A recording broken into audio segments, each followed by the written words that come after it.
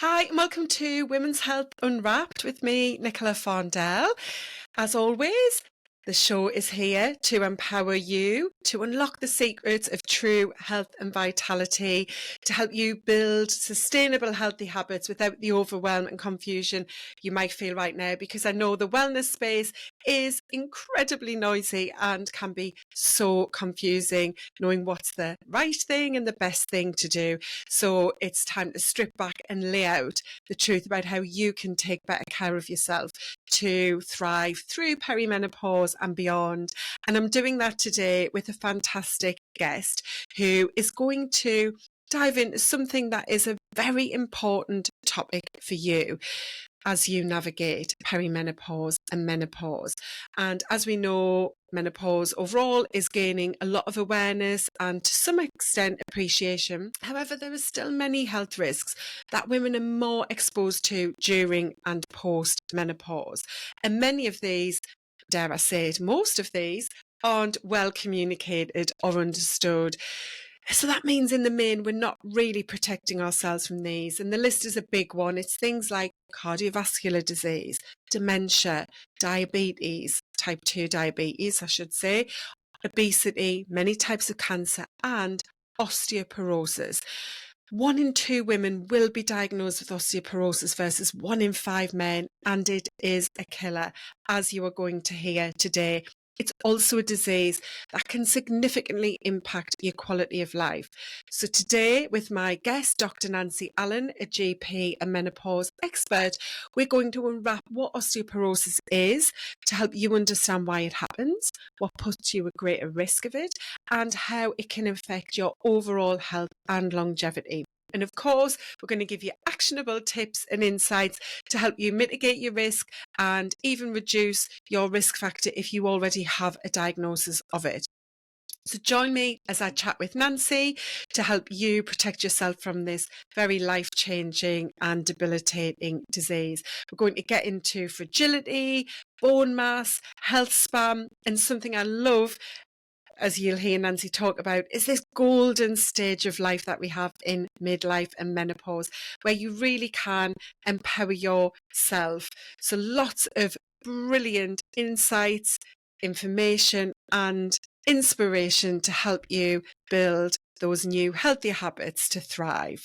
Hi, Nancy. It's great to have you on the podcast. It's an absolute joy to be here. I'm delighted and thank you for inviting me.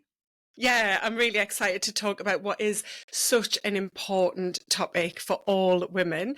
But to get us started, I'd love to know from you what your most impactful healthy habit is in your toolkit right now. Well, to be honest, I'll give you a bit of background about myself. I suffered from early menopause at the age of 42. I had 2 children in primary school, managing a household, a career, and just trying to keep on top of things. And it just hit me like a ton of bricks. I didn't even realise that I was going through the perimenopause. And it started off with the hot flushes, and then my body changed. The composition changed, where I started to get fat around the midriff region. And I thought, oh my God, what's going on here? So all sorts of things happened. But I think the biggest factor that I embraced was just working with myself. And I just felt quite resentful initially. Why? I haven't got time for this. What's going on? And I just couldn't control my body like I used to. And I thought, okay, I'll try X, Y, and Z. But then I considered it like a golden opportunity to work with myself, understand what I was going through. And it was a long journey. This was about 15 years ago, to be honest. Wow. So at the time, there wasn't that much media and knowledge out there about perimenopause. It was a period when it was very anti-medication, and I felt, being like a professional woman, yeah, I can do this. I can hack. I can do it naturally. It was hard. It was really hard, especially just how my body composition changed. So my biggest hack was my lifestyle changes. I'll share that with your listeners. I've got loads of tips, free tips. actionable tips today that they can all do, and it will impact not only their own life, their daughters, their mothers, and their grandmothers as well. And that is my goal today, is to share the message, improves people's qualities of life, and hopefully just embrace it and be proud of Mm. it and share your experience with everybody else. Because I was actually quite embarrassed and reluctant to even recognize. It was kind of like, oh, I'm not fertile anymore. It was like a bereavement almost, that I felt less of a woman, if that makes any initially. But then I sort of, I am who I am. And Yeah. this is it. It's just part of your journey as a woman. Mm. And so right now, do you have anything that's a non-negotiable, something that has become part of your lifestyle that you do almost daily to Yeah. really help you feel well and strong? Number one, I walk. Simple things. I just walk Hmm. every single day. It was hard because most of my day being a GP involves sitting down. So sitting is the worst thing you can do. And I have like a smartwatch, and, 3,000 steps a day. And I was like, oh my God, I've got to do something about it. So I do 10,000 steps a day, even though I work at my desk for 10 hours a day when I'm duty doctor. I still manage to get my 10,000 steps a day in. And if I don't, I'll do star jumps before I go to bed. But I'm quite pedantic about my 10,000 steps. Another Hmm. little tip is that I've changed my diet. That's a big, big thing. Diet, we'll talk about that in detail, but I structure my food in a different way. I don't follow any particular calorie control diet. I eat intuitively, but it's the quality and the composition of food that's changed. Yeah. Oh, I love that. And that is so important. And the Hmm. final thing that I do, uh, I've changed the way I work out, because I used to do cardio. I've got to burn more calories. I've got to do Hmm. this. And some of my patients are killing themselves with Achilles injuries. And I had a lady who gave herself something called a spontaneous pneumothorax. She was doing 1 hour of high intensity cardio on the treadmill at 160 beats per minute for 1 hour. And then Wow. obviously her Mm. body just caved in. And she said, I said, oh, it's so rare to actually, I'll explain what a spontaneous pneumoth. She actually burst part of her lung from overworking, Hmm. over exercising. So you can over exercise, and you've got to be mindful.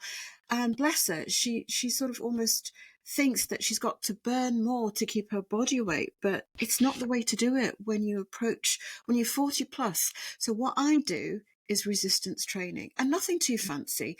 And yes, there was a barrier. I was so reluctant. When you go into the gym, you get all these big muscular men, and just going into that energy zone, it was hard initially to get in there, because some of them do pose, and I felt, oh God, but I just put my headphones on, listen to either a podcast or some uplifting music or whatever I feel like doing. I just go in there and do my own thing. I don't really look at anybody. There's a bit of etiquette as well. People don't actually make eye contact anymore at the gym, and they just get into their own zone, do their own thing. So I weightlift, and if I don't have time with my busy schedule, I'll try and do half an hour in the morning. With Mm. some weights, I just use about 5 kg, build it up depending on my energy levels. If I'm tired and I can't do a lot of weights, then I listen to my body and I'll just stretch. Stretching is an important part as well. Yeah, So they fantastic. are my 3 tips. Brilliant. And they're all fantastic things that I'm sure we'll get into more when you talk about actions to help improve bone and muscle health with today's topic. So to start with, I would love to have you explain like what osteoporosis and osteopenia are, because as you're going to share in your story of early menopause, you were diagnosed with osteopenia. And I think most people, I would say, probably have heard of osteoporosis, but maybe don't quite know exactly what it is, except it's something related to aging, which isn't necessarily the case, Yes. and bone health. But osteopenia as well, I think, is quite an unknown term and diagnosis. Yeah, if you could share that, that would be a great way Yeah, to kick so us off. the actual definition of osteoporosis is low bone mass. So the Mhm. mass of your bone declines.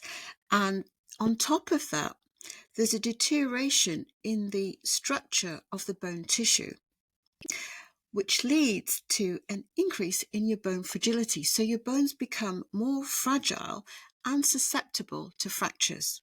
Mm-hmm. So if you were to have a little trip, I don't know if there's anybody in your social circle who's had a little trip and tumble, and then she's ended Me. up with plates in her Me, yes, neck. I've got the Oh, plate. really? What happened? Mhm. So I was out walking. I was 45. It was in the actually, was I 45? Maybe just, I can't remember, a little bit before. Not I was old out by walking. any means or terms. 40, you're in your prime. Yeah, yeah. So I was out walking, and I was walking through some woods alone, and I was very aware of the tree roots and trip hazards.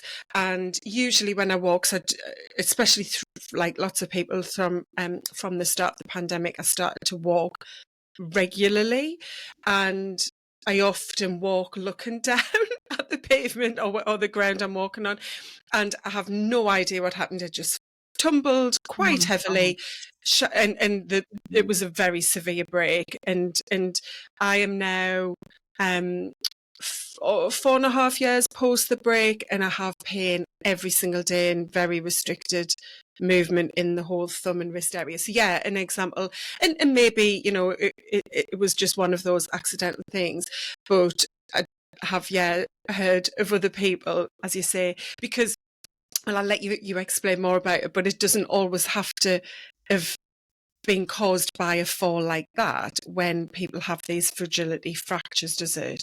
Absolutely.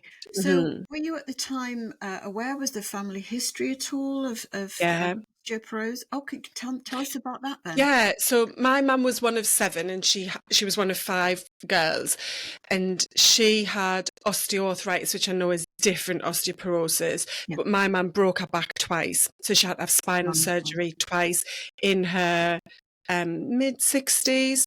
So she had the first time, I think it was a couple of broken vertebrae, and then I can't remember the second time. But yeah, she had to have that surgery, and two of her sisters had osteoporosis. Wow. So there was a family history, but I've never been asked about that So, in can my I health ask journey. you, Nicola, Mhm.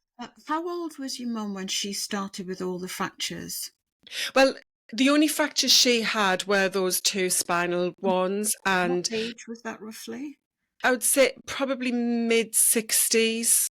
Right. So you probably didn't think you were at risk, thinking, well, mum's much older. I'm Hmm. really fine. I'm 40, early 40s. Why should I Yeah. get a fracture? And that's the take home message for every one of your listeners today. I think if there's a family history of a parent or grandparent who's had a fracture from standing, or even in your mum's case, where she's actually broken her spine without any direct trauma, they Hmm. really need to assess their risk fracture.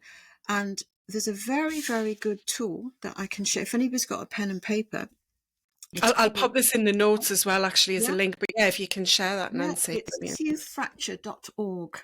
Hmm. qfracture.org, and you just put that in. They'll ask you about your age, your height, weight, a few other medical conditions, and it will actually give you a fantastic little graphic Hmm. personalized to yourself about your risk of having a hip fracture or a fracture in your arm over 10 years compared to 100 women. Hmm. So the good thing about that is that if you find your risk fracture is quite high, you can take a snapshot of it and take it to your doctor and say, I've listened to a podcast, I've gone on Hmm. this website, and look, you're 10 steps ahead, and you're actually in control of the consultation where you've given your doctor, GP, well, here you go, here's evidence, I'm really concerned, what do I do about it? So Yeah. qfracture.org. That's a Hmm. really important thing. Not Mm. only that, share it with your friends. Everybody should actually be testing every year their risk fracture, because like you, 45 was it? Mhm. That's young to suffer from a fragility fracture. We say fragility because that wasn't really a high impact trauma. You didn't fall from a ladder. You didn't, fly out of a speeding car. You were standing. You shouldn't have had a fracture in your arm. So Mm. had you known about it and had you had the correct treatment, it could have saved. But hopefully, I think the purpose of this podcast, we can save other women from going through the same pain and just shock and trauma. But it's been Yeah. life changing because this has been the purpose of your passion now, I Mhm. suppose. Yeah. So osteoporosis is that reduction in bone mass, Yeah. and to put some perspective in the introduction, I gave some stats. It's very extensive amongst women. 1 in 2 women will be diagnosed versus 1 in 5 men. Osteopenia, which you're diagnosed with, just tell me a little bit about that. Well, it's not a position where you have a high risk of having it, but it's a pre-osteoporosis stage. It Okay. doesn't necessarily mean you will break a bone, but it's that sort of amber zone where you've got to be very mindful of it. I have a family history of osteoporosis. My mum, like yourself, she unfortunately broke her hip, literally just flipping over in bed, Mm. excruciating pain in the hip. Went to a doctor, got an x-ray, and she'd actually had a hip fracture. She was in her 70s. So that put a lot of fear in me. So I Mm. went to my doctor. I said, I want a bone scan, a bone density scan. I've got family history of osteoporosis and what we call a fragility fracture, low impact, low trauma fracture. I demanded to be scanned. And to be honest, my doctor was fantastic. I got the scan referral straight away. Now, the interesting part is I get one every 3 years and I've reversed my I've improved it. I'm not sort of 100%, well, like I was in my 30s, Mhm. but I've reversed it. I've improved it by 40%, and I can tell you how. Yeah, that's fantastic. I've listened to quite a few podcasts with specialists talking about this topic of bone health and osteoporosis risk. And I know right now they say there isn't a cure, there's not a way to reverse osteoporosis. However, there is some evidence starting to come through that that has actually happened. I've heard certain Yeah. scientists, professors talking about having worked with people where they've actually reversed osteoporosis. So I think maybe just kind of take that step back. First of all, we're talking about our bone mass and the strength of our bones. And I think, and this is something I talk about a lot in what I do, like most women are fearful of breast cancer. We know about cancer overall, but as women, we tend to navigate it towards a fear of breast cancer. But we don't think very much. And also, I know I'm kind of being very collective in this statement, but we don't think and appreciate very much about the rest of our body and the health of other parts of our body, like our heart, our brain, our bones, our muscles. We think about muscles in an aesthetic way and how we want to look, but not in terms of what they do practically to enable us to live. So our bones are really, really important for so many reasons, aren't they? And that decline that many women, potentially half in the UK, who will be diagnosed with osteoporosis, therefore are living with reduced strength in their bones for quite a long part of their life, which can lead to many different illnesses and diseases. So I'd love to just get your perspective on that risk we carry as women with this disease and what that can do to the rest of our lives and well-being. Well, like you said, over the age of 50, 1 in 2 women will have a bone fracture in the UK, a fragility fracture. And Mm.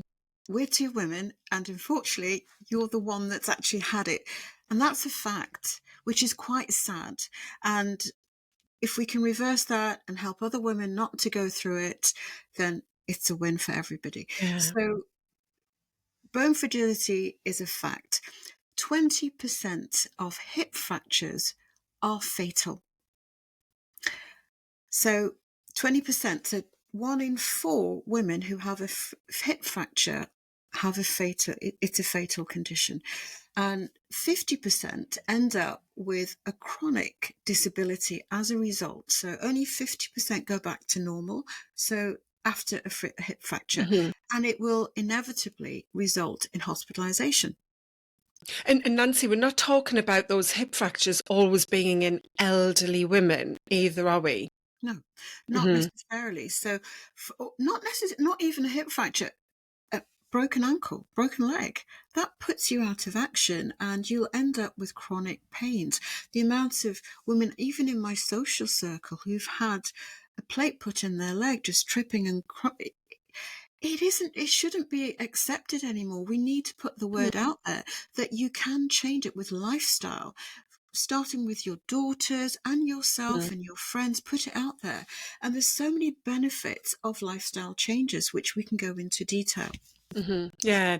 So I had a stats in that bone breakages are the fourth biggest cause of disability and early death in the UK. And I've heard stats around, um, when a woman has broken a bone, especially a hip fracture, her risk of all-cause mortality, so i.e. dying from anything, significantly increases immediately. And many women, as you said, can't get back to full mobility and end up using some kind of walking aid or have just restricted ability to move. And the big thing that I'm all about is to help women improve their health span, which is the number of years you live Yes, healthy and well, because we all think about living as long as we can, but we miss the crucial part, which is living as long as we can with as strong a health as possible, because none of us want to live without our faculties. And I think we often go to dementia and, our memory and cognitive ability, but neglect our ability to stand up, to get ourselves to the bathroom, to get ourselves out for walks and to enjoy the life that we're still alive to hopefully appreciate. And so having strong bones is critical to being able to do all of that stuff when we're older, isn't it? definitely. So just to Mhm. put add some figures to the health span. So the average life expectancy of a woman in the UK is 83. Mhm. So could you guess what the average health span is? Like you said, she's active, able to walk independently and live a good quality life. What is the average health span in the UK at the moment for the average woman? Well, I know this Oh, because I yeah. use this when I deliver workshops. Yeah. Um, and it's this is what shocks people. Yes.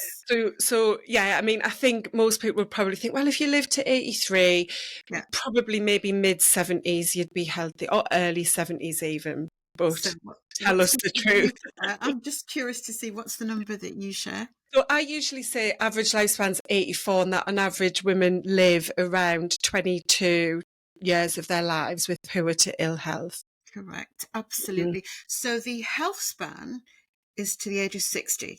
So what, you're 3 years into retirement and We, then you we, become disabled? well, I'm well, sorry. well, not 3 years. That I'm going to have to work until I'm 67. So that's 7 years of expected work in life. And if you think about my daughter's 17, I wouldn't be surprised if she has to work until she's 70. exactly. And this is another factor. Mm. We are now working well into our late 50s and 60s. But how can you do Yeah. that if your health span falls off a cliff after the age of 60? You still have to look after your children. You still have to provide. You still have to work. You still have to get extra income to keep your quality of life going with Yeah. the sort of the economy recently. Well, yeah, and there's a huge gender pay gap and pension gap we know of for women. There are many people I know, my age range, late 40s, early 50s, who didn't start a pension when they began to work and, Yes. and didn't begin a pension fund until they were even into their 30s or even 40s when it became law to have some kind of pension through an employer. So, yeah, there's all of these real practical elements to life as well as what we want to enjoy quality wise, that I'm trying to share that message of it sounds harsh, but we are neglecting, we're missing them as women. We're focusing on, well, I don't want to get breast cancer. And of course, breast cancer is an awful disease for anyone to experience. But we know how many women survive that versus heart disease, versus osteoporosis, versus brain health, diseases like dementia, Alzheimer's. So yeah, it's something we've got to build that awareness of, isn't it? Actually, Nicola, being overweight gives you more risk of Mm-hmm. having breast cancer than having HRT. If you're alluding to the link of HRT with breast cancer, there was in fact a study called the WHI, and that's what changed the culture 20 years ago, where everybody became anti-HRT, assuming that it would increase the risk of breast cancer. It has to be tailor-made, obviously, HRT, and that's based on every woman's needs and her symptoms. Everybody's journey is entirely different. But that's something that you would be discussed and assessed individually with your doctor or your specialist, your HRT specialist. But there are things that lifestyle can change and you can control it. So we could discuss that Yeah, I'd, in more I'd love to detail. discuss that. Just before we do the lifestyle, and I want to be really clear and premise what I'm going to ask Nancy about with HRT is that HRT is a personal choice. Yes. There are lots of incorrect pieces of information out there about HRT because of this Women's Health Initiative study in 2002 that completely gave out wrong information, which is all now being reversed, I being sat reviewed. in the lecture theatre. I was a junior doctor. I was a GP trainee at the time. And there was about 100 young junior doctors. And this consultant gynecologist talked to us, and she drummed in the fear, almost as if prescribing HRT means you are giving your patients a higher risk of. But the WHI, we found out later on, it was quite a flawed study. Yeah. It was done on a cohort of women that were much older than the women we actually prescribed HRT for. And it was So a very different type to HRT that we use or primarily use exactly, now. it's a different type. So it has had an impact culturally on doctors who are very anti-HRT, and even socially. Like you Yeah, said, women out there thinking, "Well, I don't increase my risk of breast cancer," but but yep, sorry. yeah, no.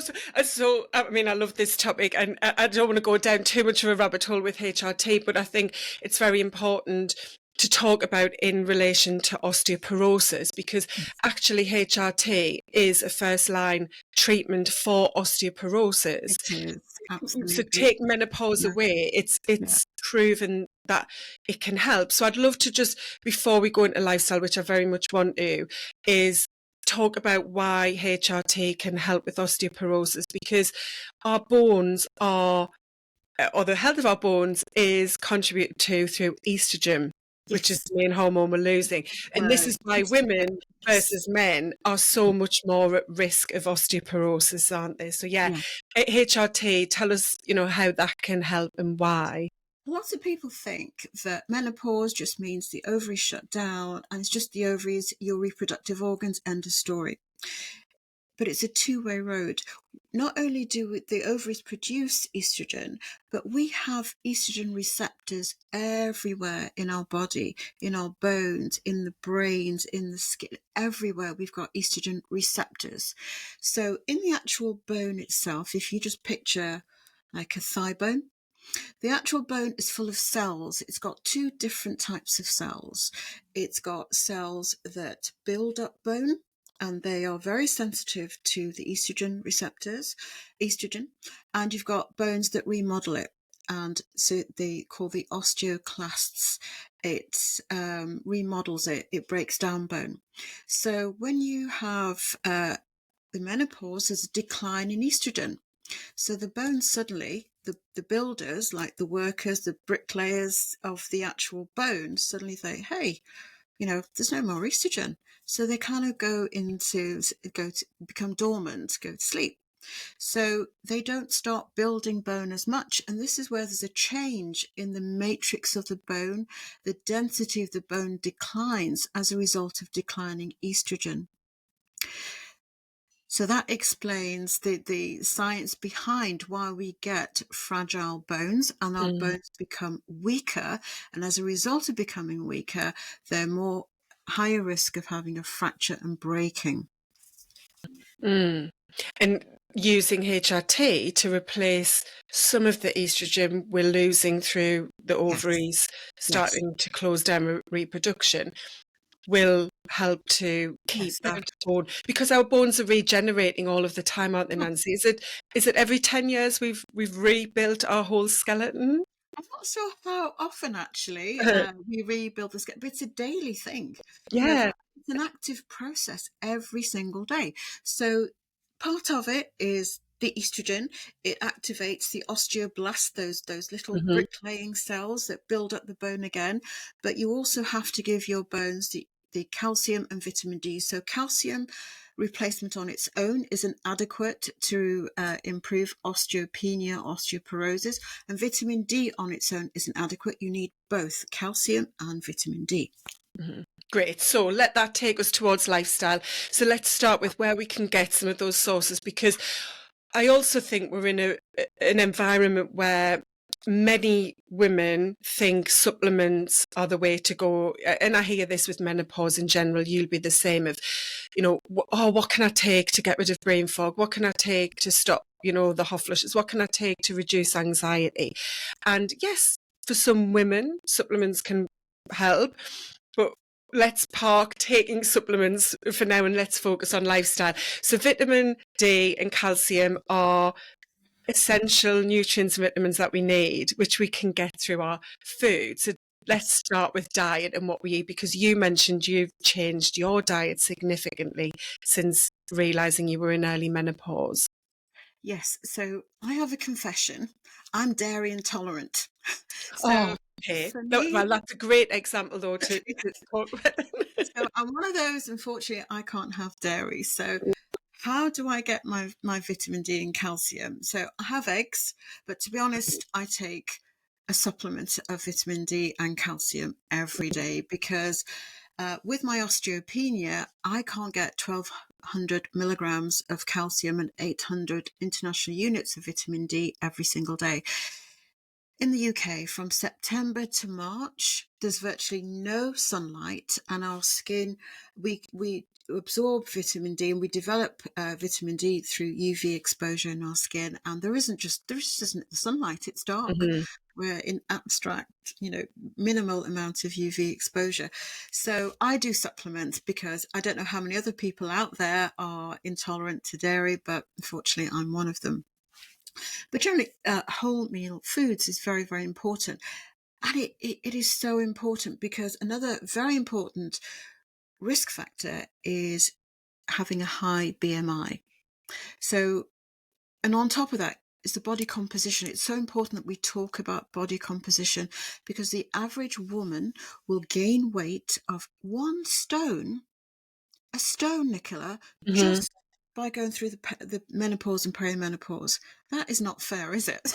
Well, I don't weigh myself, but I'm not sure if it's a stone, but that's me. Like, my diet is the healthiest it's ever been. I eat a predominantly plant-based diet. I do eat meat and fish, but I'm saying predominantly because it's plants first for me.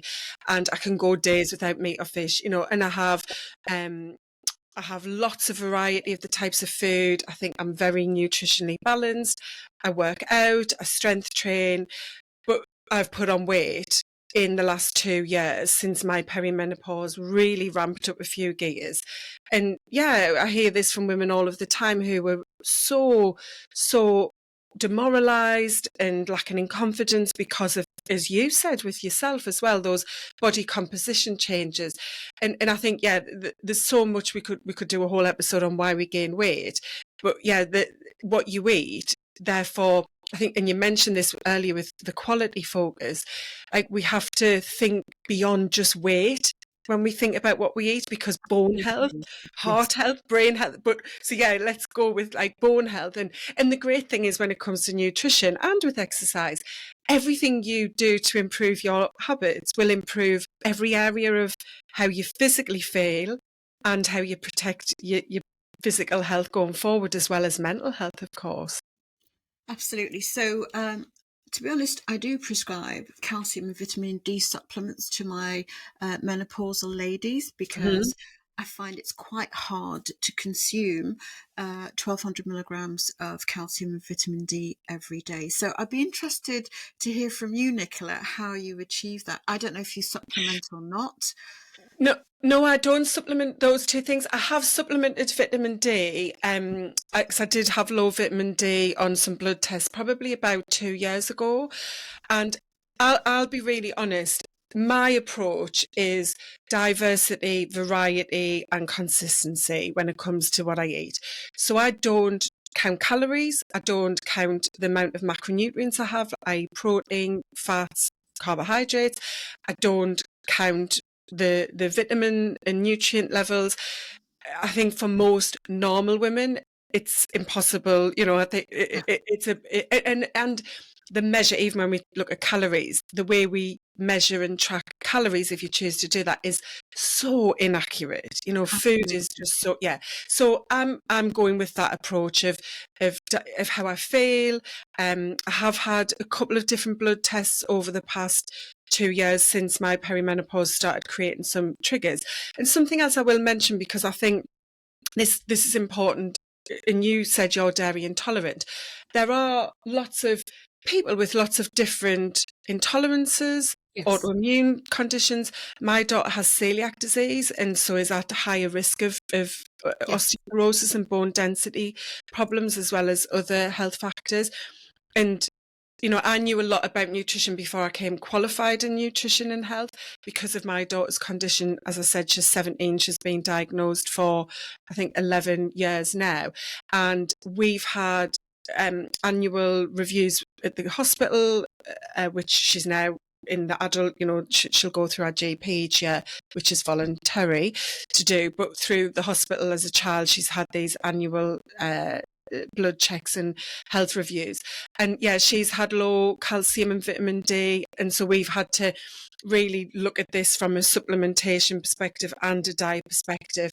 She's also gone vegetarian 18 months ago, which is her ethical choice and reason for doing it. But I'm very aware as a parent and in the role that I have as a health coach that in her life, because of the autoimmune disease she has with celiac, is, you know, she's got to be even more mindful of where she's getting the calcium, the vitamin D, the iron as well, and of course protein from, to really make sure she's being strong and healthy. protein is the Mm. buzzword. If you, Yeah. when we started the podcast, you asked me of what advice, and I was talking about lifestyle. So Mhm.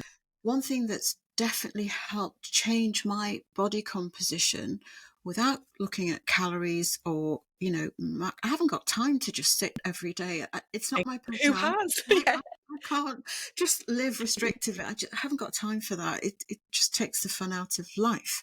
Yeah. Um, so protein. So there is a formula for women, and I think, like I said, it's a golden stage in life. It's a golden time to just pause, embrace what you're going through, Mhm. and reflect and empower yourself about how you eat and implement that for the rest of your life. So the most important thing, whether you're plant-based or you have a diverse diet, is to look at the protein. So when I'm looking at my plate, the first thing that goes on my plate is my protein. And there's a formula for that. It's just not just, oh, I'll just put on a piece of salmon or a piece of chicken or whatever. There's a formula. So if you weigh yourself and find out what your body weight is in pounds, and you calculate the amount of protein you need based on that. So the formula is, and for actually perimenopausal women or menopausal women, you need a higher protein Mhm. amount. And I would say between 1.5 to 2 grams of protein per pound of body weight. Well, that's quite high.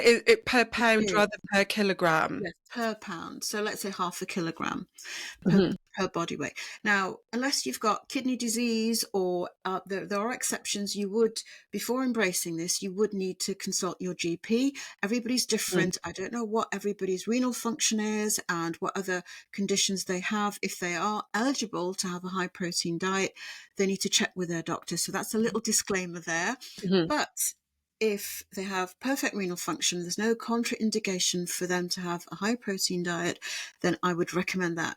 The benefits of high protein is that you're getting all your micronutrients. We've got amino acids, main 22 amino acids, leucine, isoleucine. Your muscles need it. So from the age of 35, your muscle mass decreases by 1% on an annual basis. That means from the age of 35 to 40, you've lost 10% of your muscle mass. Hmm. That's if you're on a geriatric ward, that's what we call sarcopenia, where people start getting very frail. You know, that if you have, just picture for a second an old lady on a Zimmer frame, you know, trotting along. That is because of that decline in muscle mass.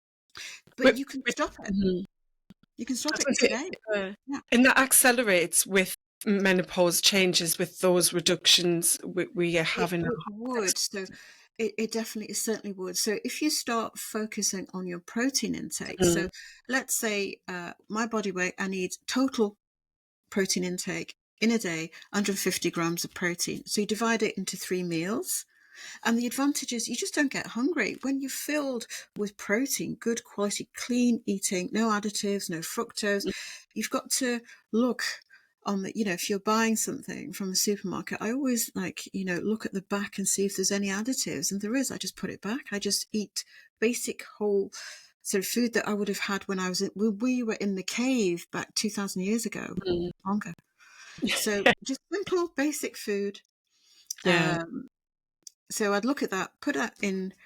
That's what I'd structure my food around. And I meal prep. So I don't have to go hungry. I'm always satiated. And I find if I have a high protein meal, so I put my protein on the plate. So 50 grams a day, it's hard actually to get that.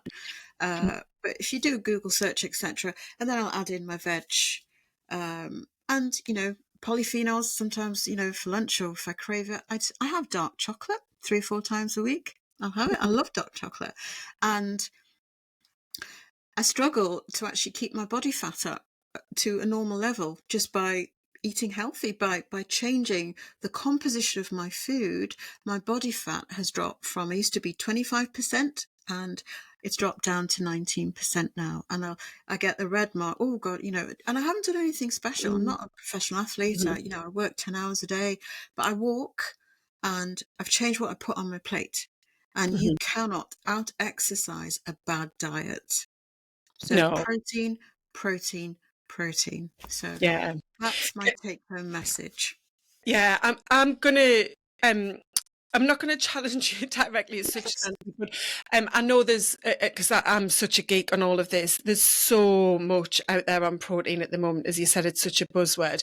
What I would just advise someone listening is, if you want to look into this, is to look into it and to come up with what you think is right for you.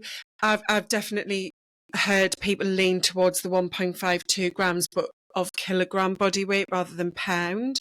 As such, so say I don't even know what my weight is. As I say, it's gone up, but say if I was like 80 kilograms, then for me that might be about 120 to 130, 40 grams a Yeah. day.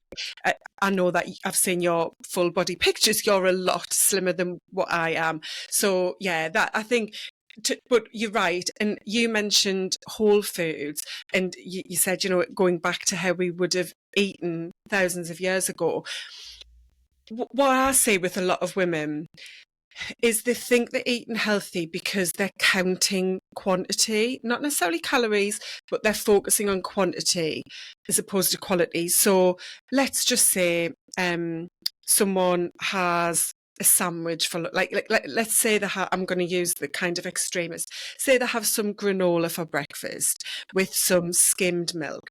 And then they have at lunch a homemade sandwich in a wrap, and they've put some tuna and a bit of lettuce and tomato in there. And they have a low-fat packet of crisps with the wrap. And then maybe they have an afternoon snack, and then for dinner they've bought something from the supermarket, ready-made, but it says low fat on the pack. Maybe it's some kind of pasta dish or something like that.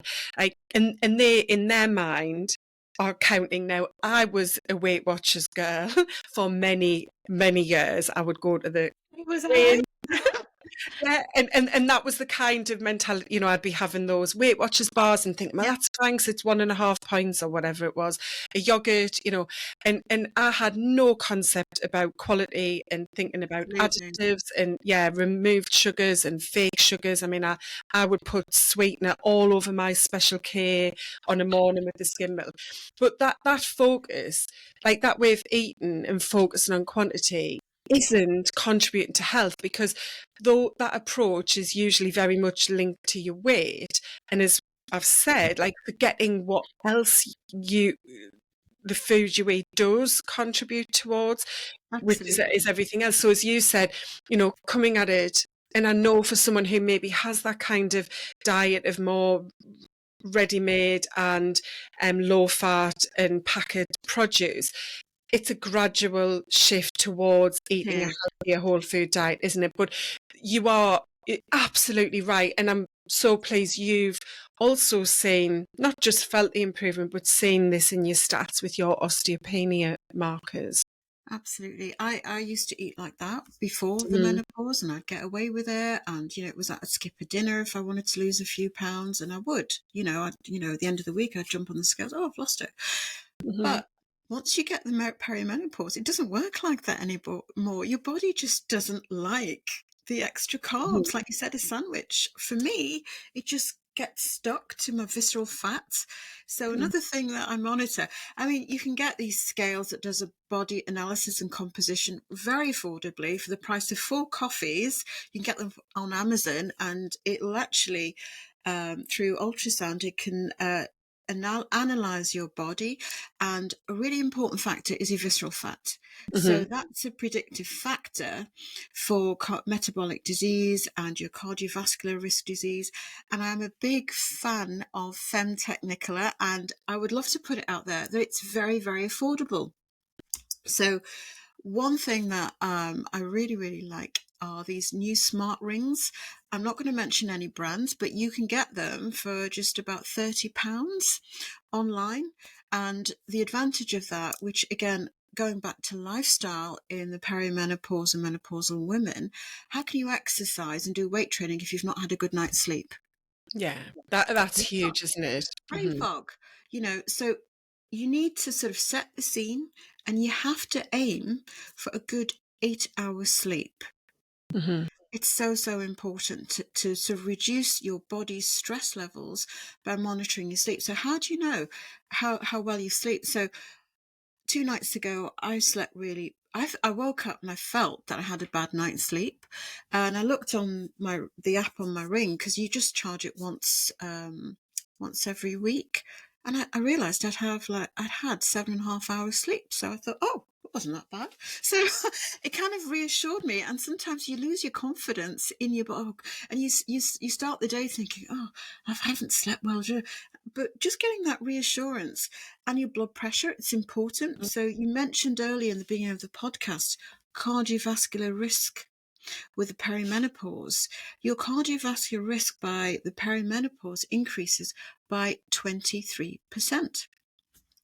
So how do you know what your risk is if you're not tracking your blood yeah, pressure, your heart rate, checking your lipid profile with your GP, doing a well woman check? You don't know, and your blood pressure will start creeping up unless you actually track it down and make sure your blood pressure is on par. And it's fantastic because you just show the GP the app, and here you go. So for £30, you can actually track your health and your cardiovascular risk by simple device that you can wear, Mm-hmm. and it does your steps. You can, so if I've sort of hit 7,000, or okay, I need to do this to get the extra 3,000 steps in a day, and that again helps with your bone health as well and your overall well-being.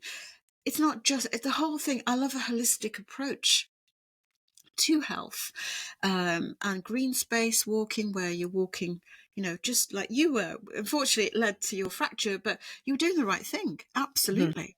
You were walking, and that is so important to improve your cognition, your stress levels, your mental well-being. Women, unfortunately, also again with menopause suffer, and anxiety is just part and parcel of it. There's part of the brain, the amygdala, that again has receptors of estrogen, and when the brain detects a decline in your estrogen levels, this is where it becomes super irritable, and you get the anxiety and the dread, and you can't switch off. And so walking is so important. And after walking as well, another thing that I do very, very often, and this is actually recommended, is that you do stretching exercises. And stretching, you could do yoga if you want to, Pilates, yoga, but the benefit of that, which will lead to reduced risk of fracture, is improving your balance. Mm-hmm. One thing that my patients, after the 6 decades suffer from is very, very poor balance. We call it, the medical term is disequilibrium, where you haven't got vertigo, you haven't got particular condition, but you're just off balance. So how will you expect to improve your balance when you're 60 if you don't start working and investing in it now? So it's simple things like standing on one leg, and try standing on one leg near the wall so you don't fall. I don't want anybody to fall. But yoga and stretching helps your balance. So if you're off balance, that actually would lead in a fall. So if your balance is on par, and it's like a muscle, you have to train your organ of balance regularly, 2 to 3 times a week, to improve your balance. It's not something, it's a very dynamic, your balance is a very dynamic factor, and you have to strengthen it just like you do your bones and your muscle, to reduce your risk of having a fragility fracture as well. Yeah, I love that. I've recently started a yoga slash Pilates thing. Oh, have you? Yeah, Brilliant. I mean, obviously, I'm a qualified personal trainer, and Okay, so I remember that. Okay. that's part of my. I don't train people as a PT; it's encompassed into what I do as a coach. But I was very aware that I wasn't really doing any of this balance, and the mindfulness that comes with that kind of working out as well. And I think, like, I want to caveat, and this goes for a lot of what Nancy has said, and this is at the heart of how I work with individuals. We are all living pretty busy, hectic lives, and often with that quite stressful, lives. And there is a reality sometimes through time, affordability, our other life commitments and pressures and so on. Not everyone can fit everything in. There's so much more I would love to do, but I don't have the time, or right now I can't make the time for that, I should say. But also affordability. I'd love to be doing yoga 3 times a week, but yoga's quite an expensive thing if you want to go to a yoga studio to do. Of course, you can do it at home for free. There's different ways and so on. But I just want to say, like, there's lots that you can access, Yes. and also lots that you can gradually build in as habits, which is the work I do, helping women to build these changes as habits that become a part of them. So yeah, it's not that it's easy to say, oh, I'm going to start Pilates or yoga or doing balance or strength training or change my diet overnight. This is about taking something you're hearing today on board and gradually creating habits for that to improve your lifestyle, and then something else. And then, it's that trickle effect of bringing things in, which together will have a big compound ripple effect to the positivity. So I think to kind of finish on the lifestyle side before we wrap up, we've got to talk about strength training. You mentioned Oh, that's yes. a big part of what you do. This is so important. And I think to lead into this, when you were talking there, Nancy, I was thinking, like, the big challenge we have is the mindset piece for women around what being healthy means. And that for many equates to being thin or thinner, as slim as possible. And therefore, they focus on perhaps that low-fat packet of crisps and wrap for lunch and a ready-made meal, and blasting the gym, as you said, someone who's like, well, if I can just go on the treadmill for half an hour and then do a HIIT class and then run, whatever it might be, I'll burn those calories and I'll be fine, I'll be okay. But we're missing, as you said, this holistic approach of how do I manage all of the pieces of the puzzle as well as I can right now to be healthy. And strength training, again, I think is something many women think, well, I don't want to spend 45 minutes lifting weights because I'd be better doing 20 minutes of HIIT and then I've burnt those calories off. Like, the mindset piece is huge, but strength training is so important for lots of reasons. But when it comes to osteoporosis and Yes. bone health, it's massive, isn't it? Well, it's not just if you start building your muscle mass, and again, if Mm-hmm. you go on these body analysis machines and you track your muscle mass, not only will you lose the more weight, but what happens when you build muscle mass is that you start burning more calories just resting. So having fat, let's say a pound of fat and a pound of muscle burns more calories at rest than fat does. So if you increase your muscle mass, your basal metabolic rate, so the average calories your body consumes just to live, increases even at rest. So if my muscle mass is 50%, if you compare somebody who has a muscle mass of 50% compared to somebody who has a muscle mass of 80%, the same weight, two women of the same weight, the woman who has higher muscle mass will burn more calories at rest. Yeah. So just by increasing, and you don't have to do heavy weights or anything like that. On the NHS, if you just Google NHS advice for menopause and perimenopause exercise, they actually go into detail about pushing and pulling exercises and building your strength up gradually. So I will generally do about 3 workouts a week. So some people do upper, lower body, back, etc. I just do a full body workout 3 times a week, but I will work out to fatigue. So I will, let's say I'm just doing 5 kg or even heavier weight in my dumbbell in my arm. I'll just flex my arm until I'm fatigued. You can do like shoulder exercises, but you can start even with a kilo, like a bottle of water, and just flex it. You can do it sat down, you can do it stand up, squats, and you'll find the more you stretch, the more weight you can tolerate, and the more you're improving your mobility and your flexibility and your overall health. So you find as people age that their gait becomes narrower and narrower, and they start shuffling. Remember that image of the old lady on a Zimmer frame? They shuffle. They have very, very short step length. The step shortens. It's because their flexibility is reduced, and again, they haven't got that flexibility, and that destabilizes them and increase their risk of having another fall and a bone fracture. So there's one more thing I need to throw in before we wrap up: alcohol. Oh, yes. Yes, Tell it's a us big about one. that then. Yes, I know a lot of my patients they work hard, they come home, cooking's therapeutic for them, and they've hacked the cooking, they're eating really good quality clean food and with a glass of wine. Unfortunately, drinking more than 14 units of alcohol a day increases your risk of having bone fractures, osteoporosis, and osteopenia. So it's so important to be mindful of that.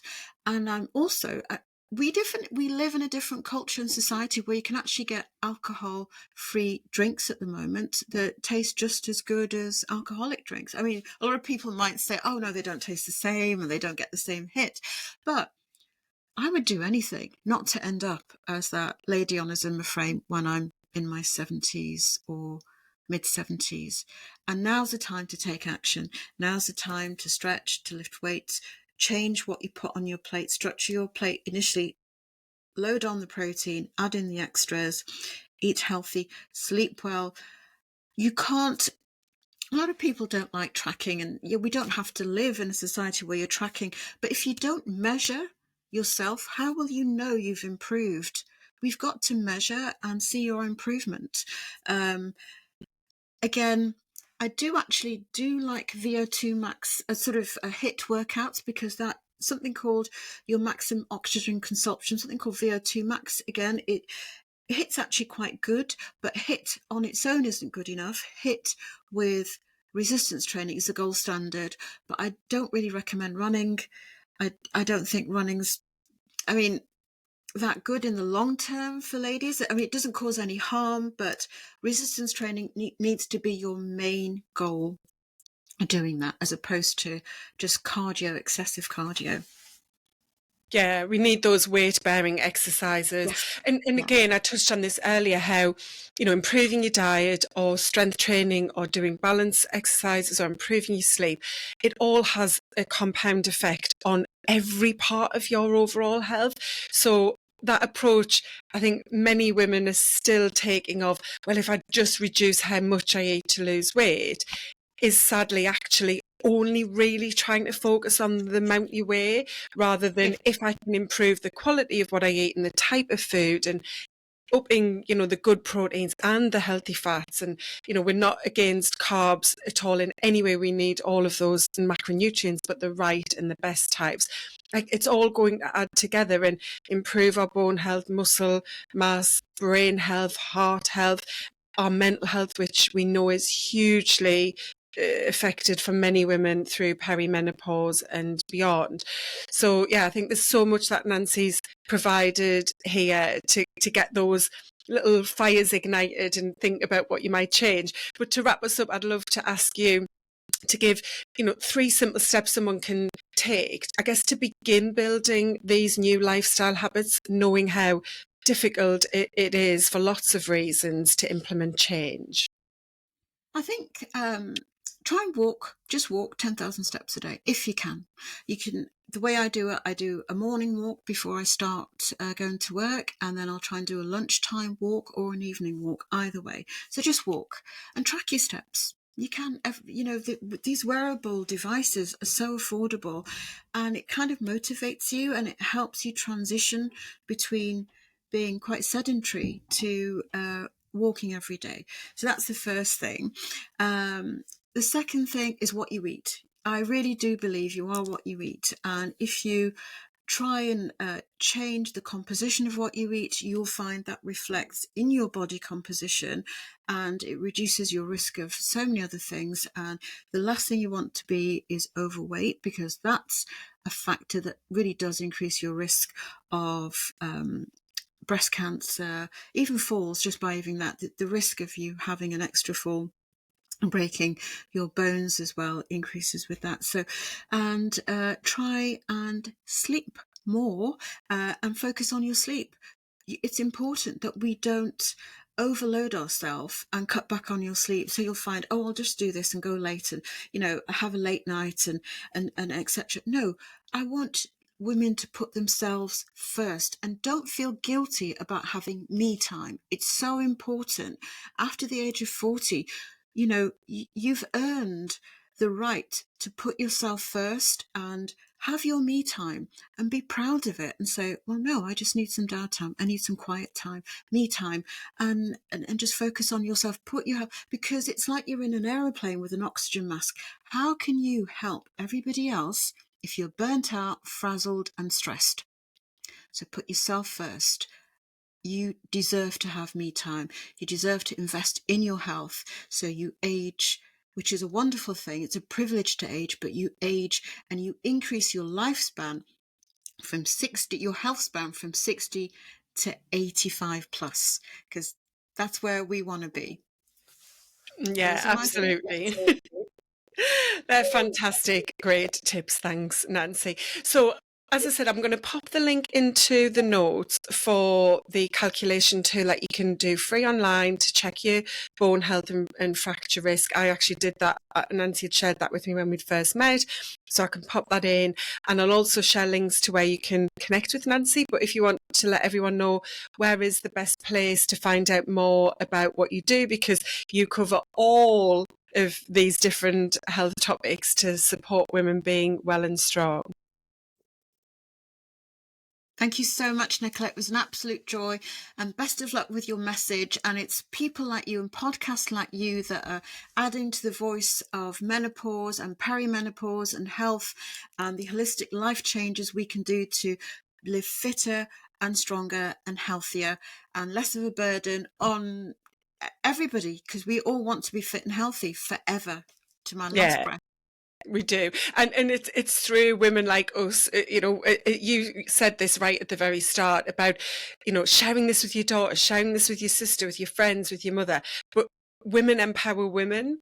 That is the truth. That's how we create change. And so, I'm thankful for you sharing your message as well. And for the listener, please share this with someone in your life who also deserves to live long and live well for all of those years.